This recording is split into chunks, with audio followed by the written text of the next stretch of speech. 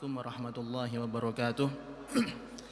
Bismillahirrahmanirrahim. Alhamdulillah wassalatu wassalamu ala Rasulillah wa ala alihi wa sahbihi wa man tabi'a hudah wa la haula wa la quwwata illa billah, amma ba'd. Allahumma anfa'na bima 'allamtana wa 'allimna ma yanfa'una wa zidna ilman yanfa'una, amin ya rabbal alamin. Fadilatul muhtaramin al-ulama an-nujaba masyayikhana al-fudala, para sepuh bini sepuh, hadirin hadirat jamaah Masjid Agung Kudus rahimakumullah wa radhiya ankum wa barakalakum. Marilah sebelum kita mulai kajian tafsir pada malam hari ini, kita mulai terlebih dahulu dengan niat i'tikaf bersama. Bismillahirrahmanirrahim. Nawaitul i'tikafa fi hadzal masjidi sunnatan lillahi ta'ala. Pada pertemuan sebelumnya kita sudah sampai pada ayat hudan lil muttaqin, yaitu bahwasanya Al-Quran merupakan petunjuk bagi orang-orang yang bertakwa. Lalu kemudian Allah meneruskan firman-Nya dengan mensifati siapa itu muttaqin, alladzina yu'minuna bil ghaibi. Mereka adalah orang-orang yang mempercayai adanya alam gaib. Nah, bukan melihat ya, tapi mempercayai. Makanya kemarin disebutkan apa sih efeknya atau pengaruhnya atau faedahnya orang yang bertakwa harus terlebih dahulu iman dengan hal-hal yang sifatnya gaib. Disebutkan kemarin bahwasanya ketika seseorang bisa mempercayai keberadaan barang-barang yang tidak bisa dia nalar secara akal, yang tidak bisa dia lihat secara kasat mata, maka harapannya ketika dia sudah percaya hal tersebut, dia akan mudah untuk mempercayai eksistensi wujudnya Allah Subhanahu wa ta'ala. Karena Allah itu zat yang saat ini tidak bisa diindra dengan pandangan mata manusia. Siapapun yang mau melihat Allah Subhanahu wa ta'ala pasti tidak bisa, kecuali nanti di akhirat. Wujuhun yauma idzin nadhirah ila rabbiha nadhirah. Mereka adalah wajah-wajah yang nanti di surga cemerlang, terang benderang, ila rabbiha nadhirah, kepada Tuhannya mereka bisa melihat Allah Subhanahu wa ta'ala. Lah ayat ini bisa dipraktekkan nanti kalau kita masuk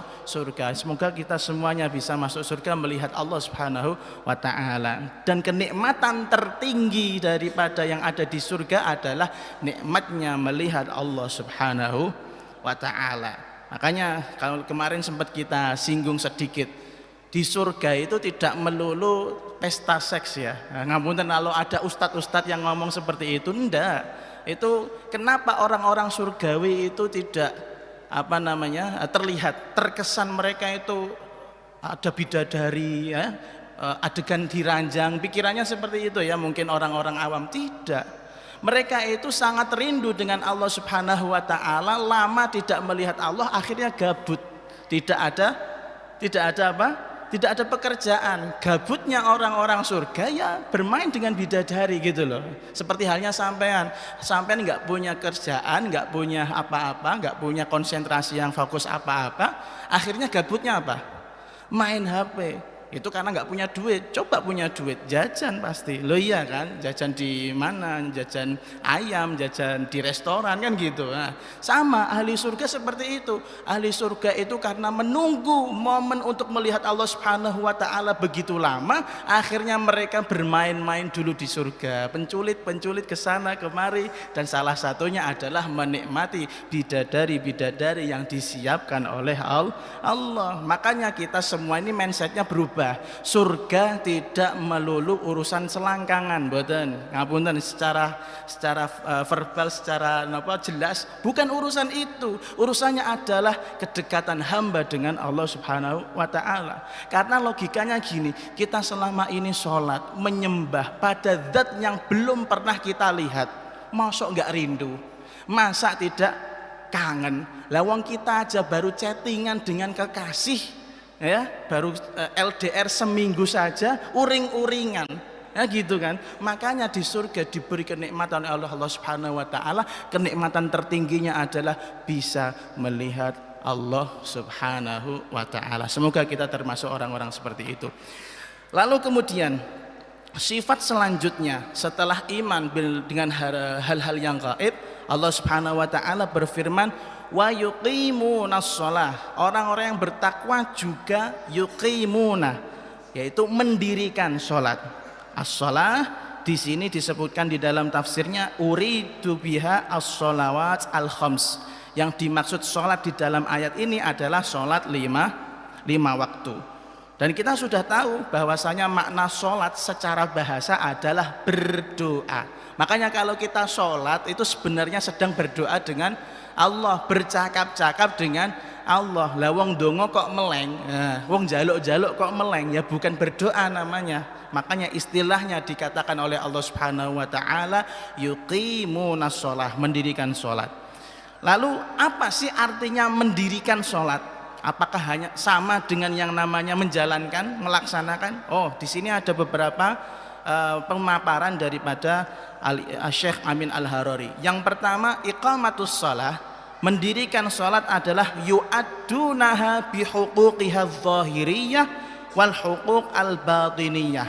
Mereka orang-orang yang mendirikan salat, menjalankan salat dengan memenuhi hak-haknya sholat yang zahir maupun hak-haknya sholat yang batin.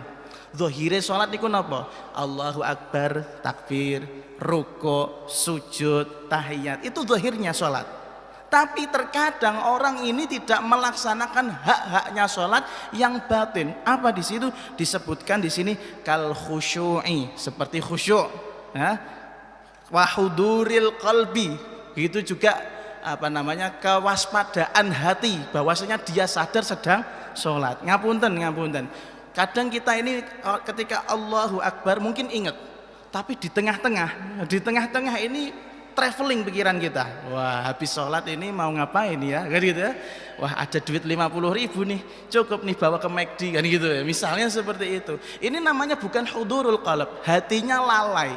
Hudurul qalb itu waspada, awas, sadar bahwasanya dirinya sedang sholat. Maka ini hak-haknya sholat mungkin banyak sekali dari kita yang lupa. Nggih napa mboten? Ya nggih. Kadang-kadang setengah-tengah Allahu Akbar sudah khusyuk-khusyuk, di samping kita baunya enggak enak, bau badan, ngambune kelek. Nah, itu sudah enggak hudurul qalb lagi. Nah, makanya benar dikatakan yu'addunaha bihuquqiha dzahiriyah, yaitu melaksanakan atau mendirikan sholat dengan memenuhi hak-haknya sholat yang zahir maupun hak-haknya sholat yang batin. Kemudian contohnya hak-haknya sholat yang batin di sini disebutkan al-ikhlas, yaitu kesucian hati, kemurnian hati, bahwasanya melaksanakan sholat ini bukan tanpa pamrih, bukan karena apa-apa, tapi karena Allah Subhanahu wa ta'ala. Lah ikhlas ini susah. Ikhlas ini susah, khususnya imam-imam seperti saya ini, Masjid Agung ya. Imami Masjid Agung nek suara rodok fales sithik itu sudah gak ikhlas lagi. Ya, iki kesaksian jamaah ini pasti suaranya fales, bilang gak enak ini kan, pikirannya kemana-mana. Susah loh jadi imam itu, dikiranya gampang loh, gak enak jadi imam. Ikhlas itu paling susah. Apalagi kalau sudah ada yang memuji, wah dasi gede, sirahnya besar, iya. Udah muda, ganteng, pinter lagi, suaranya enak lagi loh. Seperti itu tuh susah, bro. Makanya kadang orang itu terlihat bagus sholatnya di hadapan orang banyak, tapi kalau di rumah ya medel-medel. Nah, ini namanya ndak ikhlas dalam sholat. Atau seperti Anda misalnya sedang mendekati romo kiai yang punya anak perempuan. Wah, akhirnya ditunjuk sama Pak Yaya, monggo sholat ngimami sana. Wah, dibagus-bagusin suaranya, Allahu Akbar. Dibacakan ayat-ayat yang tengah-tengah, bukan surat juz-juz ammah, bukan surat-surat qul a'udzu birabbil falaq, qul a'udzu birabbin nas. Cari surat-surat yang susah, ya ayyuhalladzina amanu, misalnya seperti itu. Ini sudah keluar dari namanya ikhlas. Makanya kita tuh susah. Ya harapannya kita ini setelah baca ini, ayo mari hati kita didandani, ditata sedemikian rupa bagaimana caranya sholat itu. Ingat bahwasanya yang kita hadapi itu bukan manusia, tapi Allah Subhanahu wa ta'ala. Sholat kita tunaikan bukan karena manusia, tapi karena Allah Subhanahu wa ta'ala. Mungkin sampean ya kaget ya saya bilang seperti itu. Ya betul, jadi imam, apalagi imam Masjid Agung susah. Apalagi imam Masjidil Haram susah lagi. Makanya imam Masjidil Haram tidak ada yang jelek-jelek suaranya. Tidak mungkin suara sing elek-elek mlebu. Tidak mungkin. Ya, ala kulli hal seperti itu. Lalu kemudian itu makna yang pertama. Makna yang kedua tentang iqamatus shalah, mendirikan salat apa? Ta'dili arkaniha, yaitu meluruskan atau menunaikan rukun-rukunnya salat, wa hifdhiha min ayyaqa fi syai'in min faraidhiha wa sunaniha wa adabiha khalal, dan menjaga salat agar jangan sampai terkena cacat, agar jangan sampai terkena rusak baik dalam fardu-fardunya salat, sunnah-sunnahnya salat, adab-adabnya salat. Contoh di dalam salat niku adabnya adalah kita harus memakai pakaian yang bersih. Itu ada, itu syaratnya yang suci nggih, syaratnya yang suci. Tapi yang bersih, bagus, baru, kalau langsung rapi, wangi, itu kan termasuk sunnah atau adab-adabnya. Kalau kita sholatnya masih hanya sekedar bersih, ya, hanya sekedar bersih, pokoknya Allah Akbar sah sholat bar, belum sampai yang namanya iqamatus shalah. Makanya terkadang ada beberapa masyayikh, ada beberapa imam yang tidak mau memulai sholat kecuali tempatnya bagus, karpetnya tebal, pakaiannya wangi, penampilannya keren, suaranya enak, gitu. Ini demi apa? Demi sholat, bukan demi apa? Membesarkan namanya saja, bukan.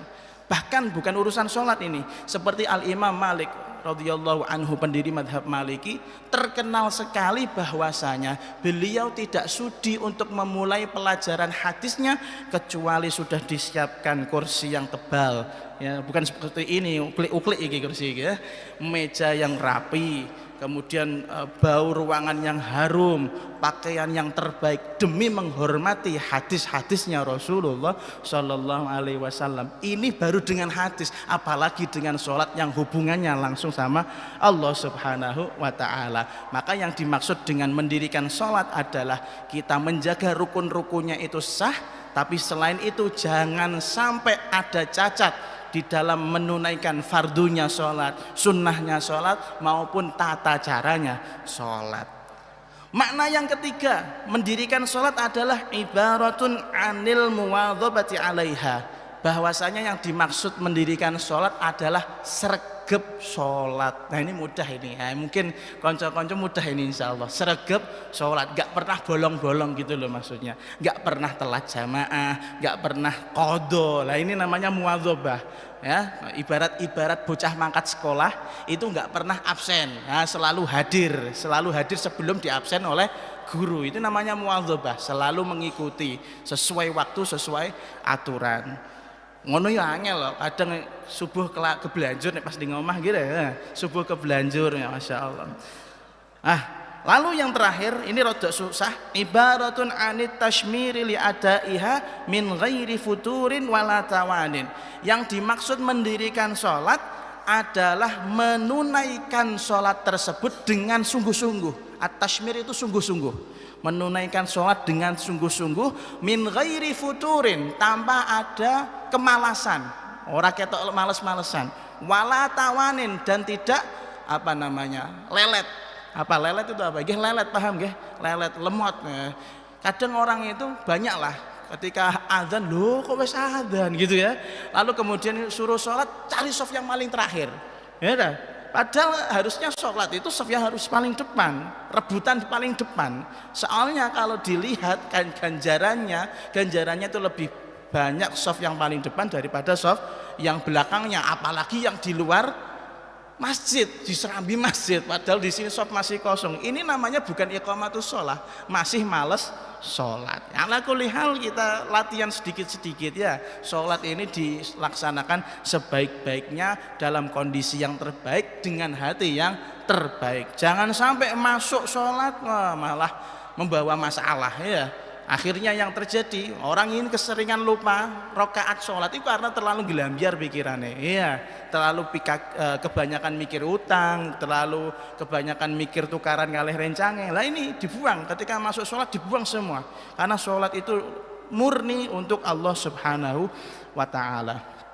Lalu kemudian di sini disebutkan kaifa sharatis shalah idza udiyat bidunil iqamah, bagaimana sholat jika ditunaikan seseorang tanpa memandang Iqamatus sholah, mendirikan sholat. Kan tadi dimaknani mendirikan sholat seperti itu tadi. Misalnya ada sholat angger-anggeran, apa yang terjadi? Apa yang terjadi? Amma di sini disebutkan amma idza khalat 'anil khusyu'i fa innaha takunu sholatan la ruhalaha wa in kanat qad wujidat suratuha. Ketika sholat dilaksanakan tanpa memperhatikan sisi batiniyahnya, adab-adabnya, tata caranya, sopan santunnya, tanpa khusyuk, maka ketahuilah sholat yang demikian ini tidak ada nyawanya, alias potensi untuk tidak diterima oleh Allah Subhanahu wa taala lebih besar. Sholat, ketika kita sholat kok tidak ingat bahwasanya kita sedang menghadap Allah Subhanahu wa taala, hilang khusyuk kita, hilang hati kita, itu lama-lama yang ditakutkan adalah sholatnya tidak diterima oleh Allah Subhanahu wa ta'ala, walaupun bentuknya sholat jumlah-jumlit sama, 4 rakaat isya, 3 rakaat maghrib. Maka di sini disebutkan wala yuqalu lil musallihina id annahum tatala amra rabbih fa aqamas shalah. Maka orang yang sholat dengan cara yang demikian, ora khusyuk, ora tadarru', tidak memenuhi adab-adabnya, tidak memenuhi sunnah-sunnahnya, tidak memenuhi hak-haknya sholat, maka tidak bisa dikatakan orang ini sudah melaksanakan perintah Allah. Karena perintahnya Allah apa? Wa aqimus sholah, dirikanlah sholat. Ya sholat seapi-api gitu. Kalau hanya sekedar syarat wajibnya saja tok yang dilaksanakan, maka kata Syekh Amin Al-Harari, la yuqalu annahu imtathala amra rabbih. Orang yang seperti ini belum dikatakan telah menjalankan tugas dari Tuhannya. Na'udzubillah min dzalik. Makanya perlu kita ini kalau mau sholat sebaik itu, kita harus belajar yang namanya ihsan, ya. Anta'budallah ka'annaka tarahu. Engkau beribadah kepada Allah seakan-akan engkau melihat Allah. Fa illam takun tarah fa innahu yarak. Jika kamu tidak bisa melihat Allah, maka bayangkanlah bahwa Allah sedang mengawasimu. Lalu kemudian pertanyaan selanjutnya, ma atharus shalah lil abdi idza aqamaha. Bagaimana, apa yang akan dirasakan seorang hamba ketika dia melaksanakan sholat dengan sepenuhnya, dengan hak-haknya yang benar. Maka dikatakan di sini adalah tahdzibun nufus wasumu biha ila malakutil a'la. Orang yang melaksanakan sholat dengan sebaik-baiknya seperti yang kita sampaikan tadi, maka jiwanya akan suci. Ketika jiwanya akan suci, maka dia akan siap untuk menerima alam yang lebih tinggi lagi, yaitu alam malakut.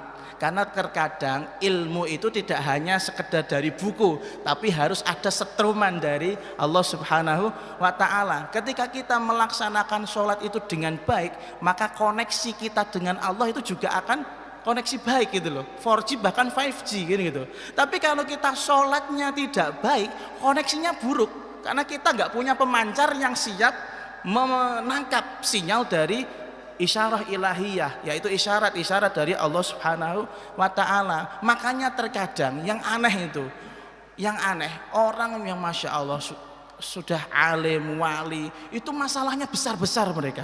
Akan tetapi kita lihat, tidak pernah mereka itu meluapkan emosinya dalam hal-hal yang buruk. Apa yang mereka lakukan? Sholat. Loh, Kanjeng Nabi kan mengatakan waju'ilat qurratu aini fis shalah, dan dijadikan untuk menghibur hatiku adalah sholat. Maka ketika Kanjeng Nabi itu menghadapi masalah, itu yang dilaksanakan oleh Rasulullah apa? Sholat. Begitu juga salafus soleh, para ulama, para alim, mereka itu kalau dapat masalah, ya mereka larinya sholat menuju Allah Subhanahu wa ta'ala. Beda karo wong saiki, stres, bingung, menghambur-hamburkan uang, healing, akhirnya kere, loh ya kan? Nggak dapat masalah, nggak dapat solusi, malah dapat masalah. Ada yang naudzubillah min dzalik tasarrufkan uangnya demi menghilangkan kesumpakan hatinya dengan cara-cara yang tidak benar, mungkin ke klub malam, mungkin dengan minum-minuman keras, mungkin dengan narkoba dan lain-lain. Nauzubillah min dzalik. Karena mereka tidak pernah mendapatkan sinyal tersebut. Lah kok bisa mau mendapatkan sinyal wong dia sendiri gak menyiapkan pemancarnya, kan gitu. Harusnya orang yang mau dekat sama Allah perbaiki sholatnya, kayak gitu. Nanti akan turun apa? Isyarah ilahiyah, ada isyarat-isyarat dari Allah Subhanahu wa taala, ada rahmat kepada Allah Subhanahu wa taala yang akan turun kepada dia. Makanya kita ini latihan ya, kalau dapat masalah latihan, ayo sholat, latihan ayo sholat. Tapi insya Allah kalau lihat wajah-wajah ini, insya Allah wajah-wajah bahagia, nggak pernah dapat masalah. Makanya bingung ini, arpo sing diatur Gusti Allah atau masalah. Nauzubillah min dzalik. Maka di sini disebutkan Allah Subhanahu wa taala berfirman, innas sholata tanha 'anil fahsya'i wal munkar. Orang yang mendirikan sholat sesungguhnya tanha 'anil fahsya'i wal munkar. Sholatnya akan membuat dia tercegah dari melakukan keburukan dan kemungkaran. Lah iya benar, karena hatinya sudah nyambung sama Allah, merasa diawasi Allah. Apa tutup, apa dia mungkin sampai untuk melakukan hal-hal yang sifatnya jelek, yang tidak disukai oleh Allah? Tidak mungkin, karena dia sudah nyambung sama Allah Subhanahu wa ta'ala. Lalu kemudian lanjutannya ayat, alladzina yuqimuna shalah wa mimma razaqnahum yunfiqun. Dan sebagian dari apa yang kita rezekikan kepada mereka, mereka infakkan. Maka di sini kita harus tahu, dalam bahasa Arab santri-santri harus tahu, mimma itu dari kata min sama ma. Min di sini yang artinya itu adalah min tabi'idiyah, min ba'di, sebagian, bukan seluruhnya. Makanya jangan khawatir, Allah itu nggak pernah nyuruh infak itu seluruhnya 100% duitmu wah kabeh sodakono, nggak pernah seperti itu. Wa mimma sithik ae, nggak banyak-banyak, sebagian. Lalu kemudian razaqnahum, yang dimaksud di sini adalah bukan rezeki yang untuk kamu, tapi gini, orang itu dikasih oleh Allah Subhanahu wa taala kelebihan harta. Ada yang menjadi rezekinya, ada yang menjadi rezeki untuk orang lain. Ngapunten, rezeki yang kita atau yang sampean rasakan itu kalau sehari makan 3 kali, yaitu rezekimu 3 kali. Tidak mungkin duit turah itu buat kamu, gitu loh. Duit turah misalnya 100.000 sehari ya. Kalau memang suratan takdirmu rezekinya 50.000, maka 50.000 yang lainnya itu untuk yang lainnya. Apalagi dua anak dua bojo, dua anak dua bojo, maka rezeki yang kita cari itu malah larinya ke anak dan istri. Apalagi dua santri, lari ke santri. Apalagi punya pegawai, lari ke pegawai. Maka hakikatnya rezeki itu yang kita makan, yang kita rasakan. Dan sebagian dari yang kita miliki ini miliknya orang lain. Maka benar kata Allah, mimma. Ini untuk apa? Agar kita tidak terlalu takut. Allah itu tidak merampok kita, tidak mungkin. Wong Allah yang ngasih rezeki kok iso ngerampok ke piye? Kan ngoten. Ya yang diminta hanya sebagian. Mimma razaqnahum yunfiqun ay yusarrifuna infaqan wajiban kaz-zakati wan nafaqah 'alal walidaini wal iyal. Yunfiqun alias mereka meninfakkan, memberikan hartanya dalam berupa ibadah-ibadah yang wajib seperti zakat. Zakat yaitu biasanya adalah 2,5%. Ini mintanya 2,5%, enggak 100%, enggak seperti pajak. Ya, lu ngapunten nggih, ngapunten, walaupun kita harus wajib bayar pajak, tapi enggak sebesar itu loh. Ya hanya 2,5% zakat. Man nafaqah 'alal walidain, yaitu memberikan nafkah kepada orang tua, itu juga hukumnya wajib. Wal iyal, keluarga ya. Itu sudah menjadi yang harus kita infakkan. Maka yunfiqun di sini mencakup makna yang banyak. Infak di sini mencakup makna yang banyak, yaitu ada zakat, ada nafkah atau apa namanya? Sangu lah ya. Sangu untuk kedua orang tua kita, sangu untuk keluarga kita. Lalu di sini Syekh Amin Al-Harari juga menyebutkan yunfiqun, infak di sini juga dimaknai ibadah yang sunnah. Seperti apa? Katausiah 'alal iyal, yaitu memberi kemudahan kepada keluarga. Misalnya saya nih punya istri, saya jatah istri saya setiap bulan 1 juta, kok 1 juta ya, 10 juta lah, muga-muga sampai semuanya ya, 10 juta. Maka ketika misalnya ada momen-momen tertentu di Muharram, Muharram tanggal 10 Muharram, itu ada hadis tentang sunnahnya memberikan harta lebih, rezeki lebih kepada keluarga. Di hari itu saya berikan 15 juta. Nah, ini adalah infak atau mentasarufkan uang dengan ibadah sunnah. Misalnya Anda ketemu sama yatim misalnya ya, yatim wah sakake kasihan ini. Lalu kemudian Anda dengan tergerak hatinya kasihan, bismillah saya mau memberikan sedekah ini kepada yatim ini yang punya ibu masih cantik misalnya. Nah, ini nak buat kamu sama ibumu. Walaupun ini modus tapi sedekah sunnah ya, sedekah sunnah. Lalu kemudian di antara sedekah sunnah wa muwasatil aqarib wal fuqara, memberi santunan kepada kerabat-kerabat. Ya, kerabat ini enggak harus miskin. Terkadang ini kerabat akan menjadi lebih akrab karena kita saling memberi hadiah.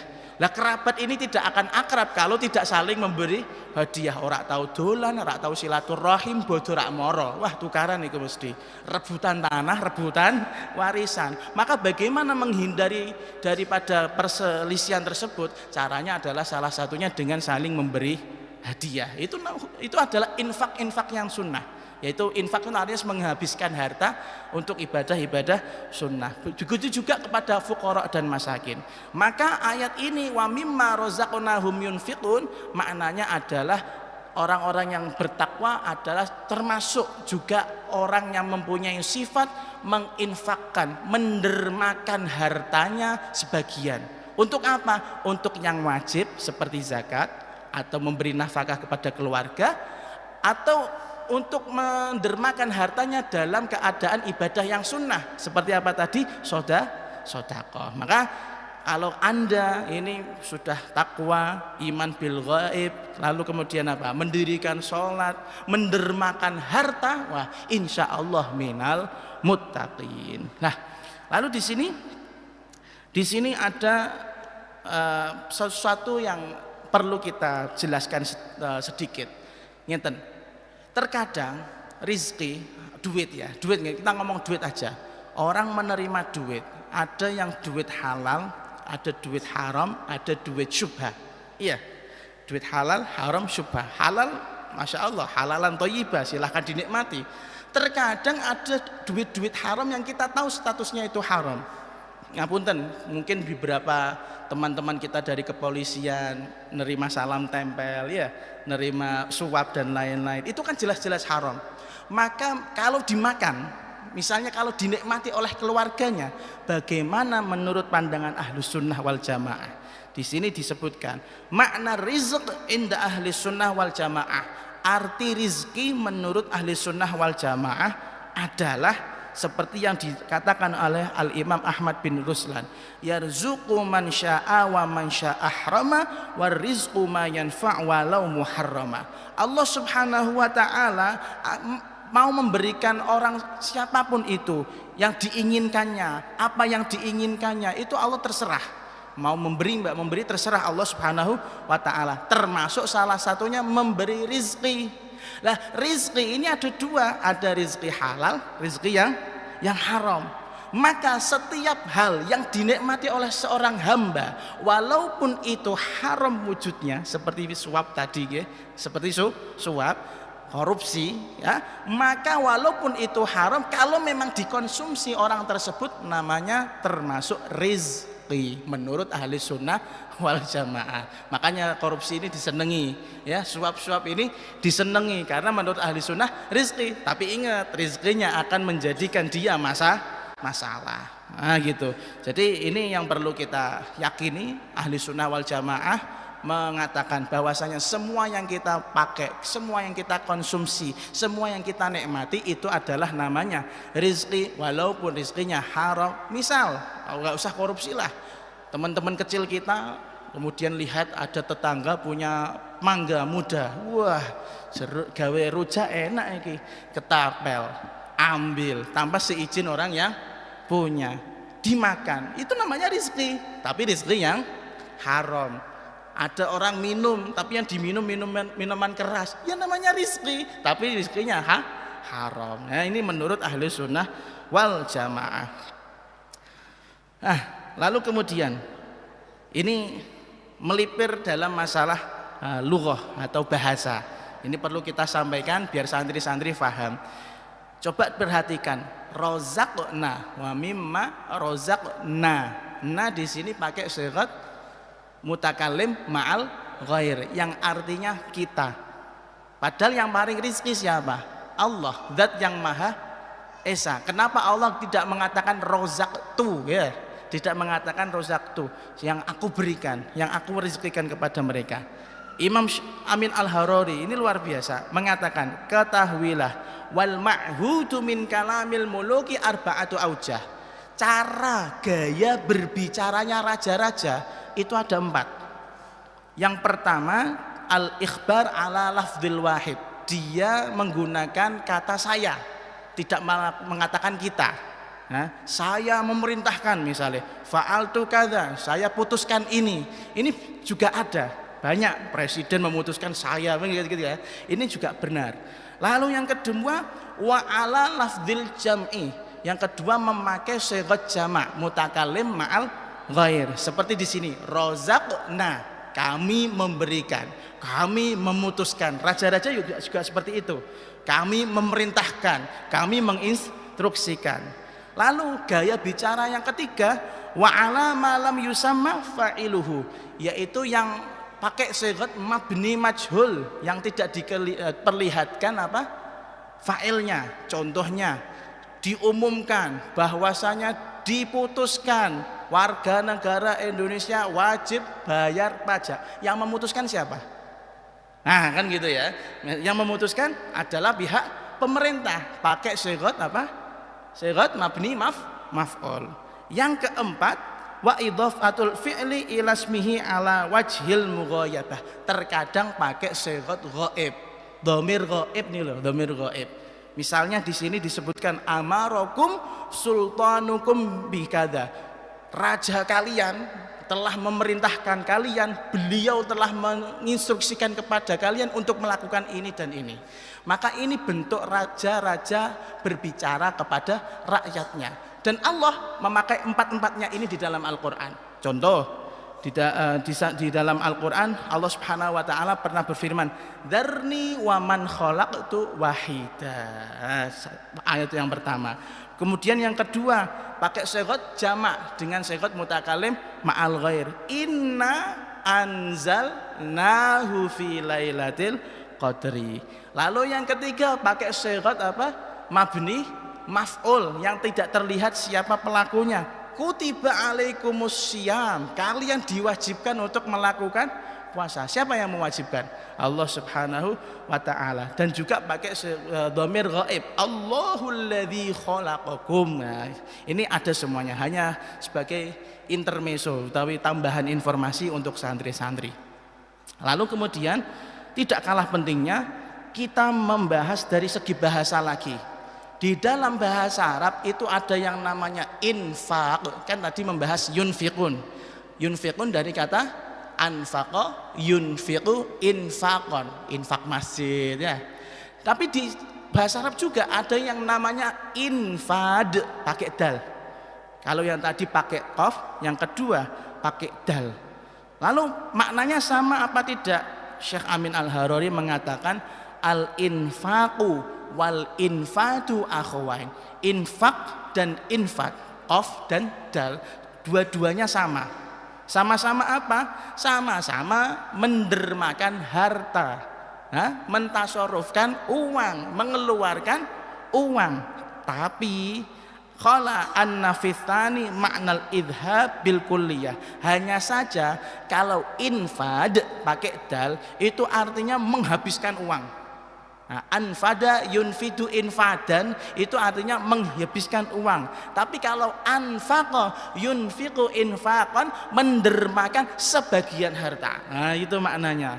Makanya terkadang kalau ada orang infak kok jor-joran, infak kok jor-joran, mungkin bahasanya bukan infak, tapi infad ya, sudah kepalang tanggung lah, sisan dene polno sisan kiri misalnya seperti itu. Itu namanya infad bukan infak. Lalu kemudian Ini sebagai penutup daripada lima ayat yang awal tadi.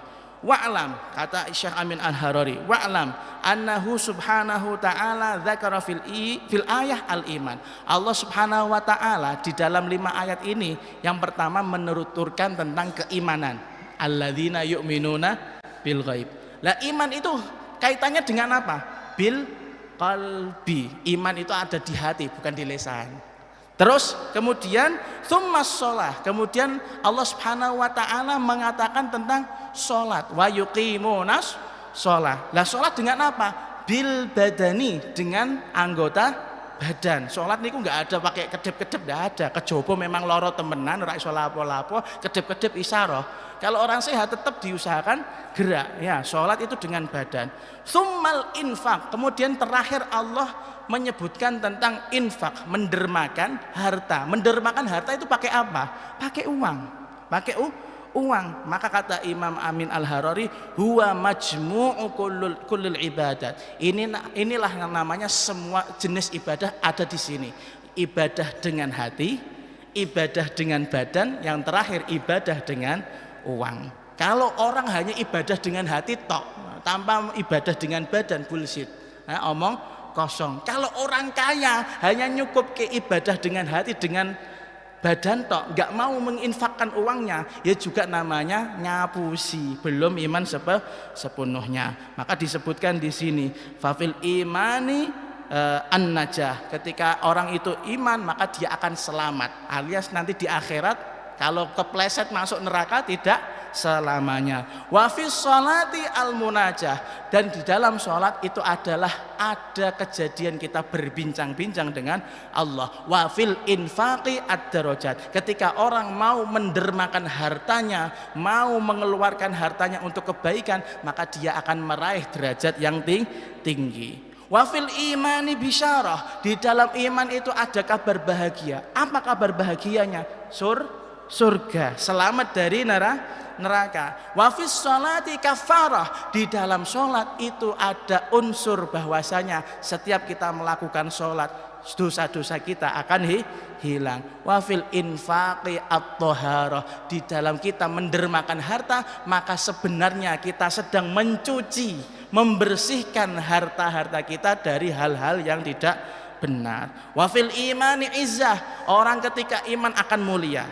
Wa fis sholati qurbah, dan ketika sholat orang mulia ini akan lebih dekat dengan Allah. Wa fil infaqi ziyadah, dan ketika orang mau memberikan, mendermakan hartanya, selain dia dekat dengan Allah, tambah-tambah lagi kedekatannya di sisi Allah Subhanahu wa ta'ala. Semoga kita semuanya, dzurriyyah kita, santri-santri kita, ila yaumil qiyamah, termasuk orang-orang yang bisa yuqimunas shalah wa yunfiquna mimma razaqnahum yunfiqun, dan bisa iman bil ghaib, dan semua hal-hal yang disampaikan oleh Allah Subhanahu wa taala di dalam Al-Qur'an. Wallahu a'lamu bissawab. Bismillahirrahmanirrahim. Alhamdulillahirabbil alamin. Allahumma shalli wa sallim ala sayyidina Muhammad wa ala alihi wa sahbihi ajma'in. Rabbana anfa'na bima 'allamtana, rabbi 'allimna alladhi yanfa'una, rabbi faqihna wa faqih ahlana wa qarabatin lana fi dinina ma'a ahli al-qudri untha wa dzakar, rabbi waffaqna wa waffiqhum lima tardadi qawlan wa fi'lan karama, warzuqil kulla halalan daima wa akhilla atqiya ulama, nuhdha bil khairi wa nukfa kulla syarr, rabbana waslih lana kulla syu'un wa aqirra bir ridha minkal uyun واقضي عنا ربنا كل الديون قبل أن تأتينا رسل المنون واغفر استر أنت أكرم من صدر وصلاة الله تغشى المصطفى من إلى الحق دعانا والوفا بكتاب فيه للناس شفاء وعلى الآل الكرام الشرفاء وعلى الصحب المصابيح الغرر. اللهم اهدنا بهداك واجعلنا ممن يسارع في رضاك ولا تولنا وليا سواك ولا تجعلنا ممن خالف أمرك وعصاك وحسبنا الله ونعم الوكيل ولا حول ولا قوة إلا بالله العلي العظيم. يا ربنا اعترفنا بأننا اقترفنا وأننا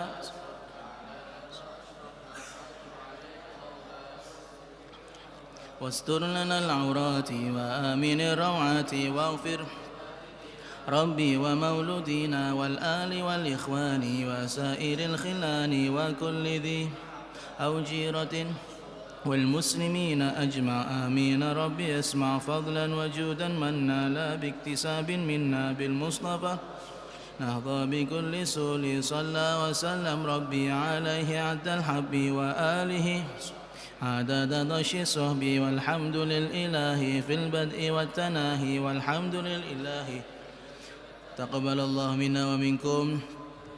Wassalamualaikum warahmatullahi wabarakatuh.